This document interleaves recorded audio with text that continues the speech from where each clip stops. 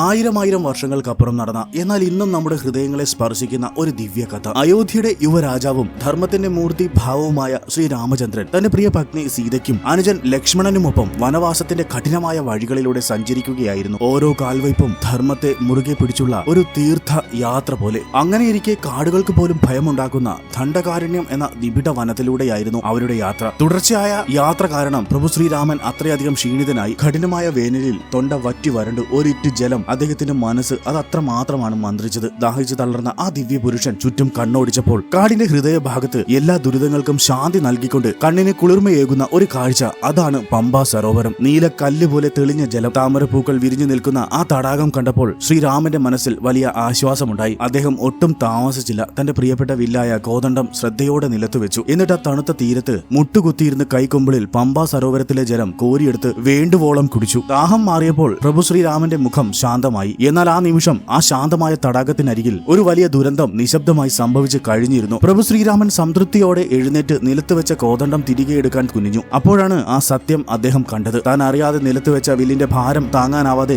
അതിനിടയിൽപ്പെട്ട് ഒരു കൊച്ചു കുഞ്ഞൻ തവള രക്തത്തിൽ കുളിച്ച് ഗുരുതരമായി മുറിവേറ്റ് കിടക്കുന്നു. ആ കാഴ്ച പ്രഭു ശ്രീരാമന്റെ മനസ്സിൽ ഒരു മിന്നൽ പോലെ വേദനയുണ്ടാക്കി. കരുണയുടെ സാഗരമായ ആ നാഥന്റെ കണ്ണുകൾ നനഞ്ഞു. തന്റെ അശ്രദ്ധ കാരണം ഒരു ജീവിക്ക് വേദനയുണ്ടായല്ലോ എന്നോർത്ത് അദ്ദേഹം വേദനിച്ചു. ഉടൻ തന്നെ ആ കൊച്ചു തവളയെ കയ്യിലെടുത്ത് തലോടിക്കൊണ്ട് പ്രഭു ശ്രീരാമൻ മൃദുവായി ചോദിച്ചു, അല്ലയോ എന്റെ പ്രിയപ്പെട്ട തവളെ, നിനക്ക് ഇത്രയേറെ മുറിവേറ്റിട്ടും ഇത്രയും വേദന അനുഭവിച്ചിട്ടും നീ എന്തുകൊണ്ടാണ് ഒരൊറ്റ ശബ്ദം പോലും ഉണ്ടാക്കാതിരുന്നത്? എന്നെ വിളിക്കാതിരുന്നത് എന്തുകൊണ്ടാണ്? ആ കൊച്ചു തവള ശ്രീരാമന്റെ കൈവെള്ളയിലിരുന്ന് നിറഞ്ഞ ഭക്തിയുടെ ദുർബലമായ ശബ്ദത്തിൽ മെല്ലെ പറഞ്ഞു, പ്രഭു, എന്നെ മറ്റേതെങ്കിലും ദുഷ്ടജീവികളോ കഷ്ടപ്പാടുകളോ വേദനിപ്പിക്കുമ്പോൾ ഞാൻ ഉടൻ തന്നെ രാമ രാമ എന്ന് നിലവിളിക്കും. അപ്പോൾ എന്റെ പ്രാർത്ഥന കേട്ട് അങ്ങനെ രക്ഷിക്കുമെന്ന് എനിക്ക് ഉറപ്പുണ്ടായിരുന്നു. എന്നാൽ ഇന്ന് ഈ ദുരിതം നൽകിയത് മറ്റാരുമല്ല, എന്റെ എല്ലാമായ അങ്ങ് തന്നെയാണല്ലോ. പ്രഭു, അങ്ങാണ് എന്റെ സങ്കേതം. അങ്ങയുടെ ഇഷ്ടം ഇതാണെങ്കിൽ പിന്നെ ഞാൻ ആരെയാണ് വിളിക്കേണ്ടത്? ആരുടെ അടുത്താണ് പരാതി പറയേണ്ടത്? പ്രഭു, ഞാൻ ഒരിക്കലും അങ്ങയോട് പരാതി പറയുകയാണ് എന്ന് വിചാരിക്കരുത്. അങ്ങയുടെ ഇഷ്ടം ഈ കൊച്ചു ശരീരത്തിന് സന്തോഷത്തോടെ സഹിക്കാനുള്ള ശക്തി നൽകണമേ